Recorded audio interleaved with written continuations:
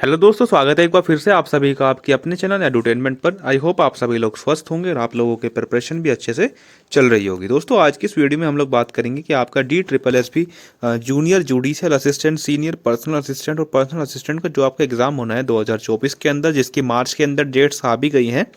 तो आप लोगों का टारगेट स्कोर या यूँ कहें कि आप लोगों का सेफ स्कोर क्या होना चाहिए, ठीक है। तो किस स्कोर को टारगेट करके आप लोगों को तैयारी को बूस्ट करना चाहिए, एक एक्सपेक्टेड डेटा है, ठीक है ना। तो उसी के आधार पर एक थोड़ा सा सेफ स्कोर आज हम निकालने की कोशिश करेंगे। तो दोस्तों वीडियो को लास्ट तक देखना, तभी सारी चीज़ें आप लोगों को क्लियर होगी।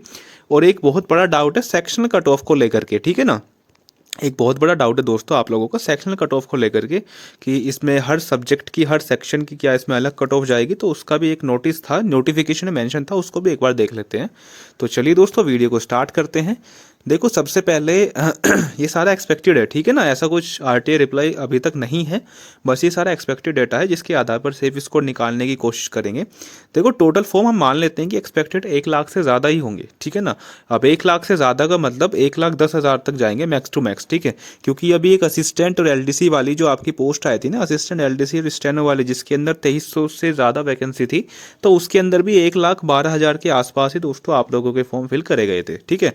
और इसमें तो वैसे भी स्टेनो चाहिए, जो कि सीनियर पर्सनल असिस्टेंट था, उसमें तो स्टेनो चाहिए। तो स्टेनो की वजह से कैंडिडेट्स पीछे हटते हैं, क्योंकि स्टेनो हर किसी को नहीं आती, ठीक है ना। तो इस वजह से इसके 1 लाख से ज़्यादा नहीं जाएंगे, 1,05,000 10,000 यहाँ तक जाएंगे, एक्सपेक्टेड है, नहीं तो कम ही होंगे, ठीक है जी। अटेंडेंस की बात करते हैं दोस्तों, किसी भी एग्जाम को देख लीजिए, 40% से ज़्यादा उसमें अटेंडेंस नहीं रहती, ठीक है ना। तो आप लोग देख सकते हैं कि यहाँ पे कंपटीशन कितना कम हो गया। इस कंपटीशन की वजह से आप लोगों की जो कट ऑफ रहेगी ना, वो भी दोस्तों बहुत ज़्यादा कम जाएगी, है ना। बहुत कम नहीं, बहुत ज़्यादा कम जाएगी, ठीक है। अब देखो मेजर फैक्टर क्या होगा जो बच्चों को दिक्कत करेगा, वो है देखो सबसे बड़ा तो आप लोगों का टाइपिंग, और दूसरा आपके पास है फैक्टर दोस्तों डिस्क्रिप्टिव, ठीक है। अब टाइपिंग एक ऐसी चीज़ है जो बिना प्रैक्टिस के तो आप लोगों को आनी नहीं है, ठीक है ना।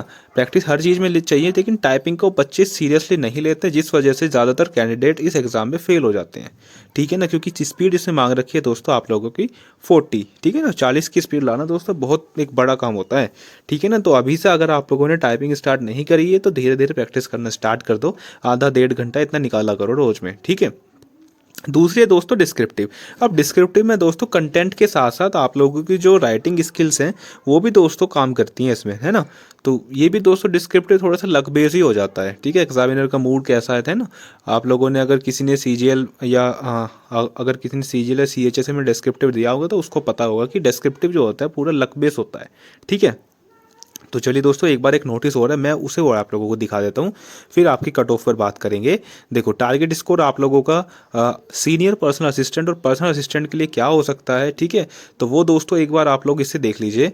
देखो minimum qualifying marks for Tier 1 और Tier 2, जो आप लोगों का Tier 1 और Tier 2 जो दोस्तों होगा आपका, इसमें जो जनरल कैटेगरी है उसके लिए 50% मार्क्स लाना जरूरी है, ठीक है। और जो रिजर्व कैटेगरी है उसके लिए दोस्तों 45 मार्क्स लाना आपका ज़रूरी है, ठीक है। तो ऐसा कोई सेक्शनल कट ऑफ तो इसके अंदर है नहीं, तो आप लोगों को जो है ओवरऑल इसमें 50% और 45% दोस्तों लाने पड़ेंगे, ठीक है। ये आप लोगों का मिनिमम क्वालिफाइंग मार्क्स का क्राइटेरिया है, ठीक है। अब बात कर लेते हैं कि आपका सेफ स्कोर देखो क्या होना चाहिए। देखो आप लोगों का जो सीनियर पर्सनल असिस्टेंट और ये जो पर्सनल असिस्टेंट वाले जो आप लोगों की पोस्ट है, इसका जो एग्ज़ाम होगा वो 90 नंबर का होगा, और आप लोगों को 90 का 50% यानी कि 45 तो आप लोगों को लाना ही है, और जो रिजर्व कैटेगरी है उनको 45% लाने पड़ेंगे, ठीक है।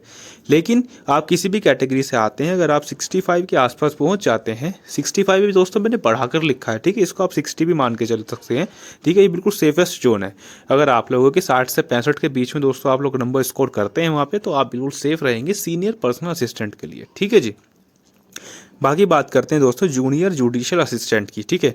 तो इसमें भी दोस्तों अगर आप 85 to 90 वहाँ पर स्कोर करके आएंगे तो आप लोग जो है आपके जो सिलेक्शन के फुल चांस रहेंगे, अगर आप टाइपिंग को भी क्वालिफाई कर लेते हैं कि, ठीक है ना। तो ये टाइपिंग इसमें सबसे बड़ा रोल प्ले करती है, एक तो टाइपिंग, एक आप लोगों का डिस्क्रिप्टिव, ठीक है। तो इसी की वजह से बच्चे इसमें रह जाते हैं। आई होप आप सभी लोगों को ये सारी चीज़ें क्लियर हुई होंगी। तो दोस्तों वीडियो को लाइक करना, वीडियो को सब्सक्राइब नहीं, चैनल को सब्सक्राइब करके जाना, वीडियो को शेयर जरूर करना। चलिए जी, धन्यवाद।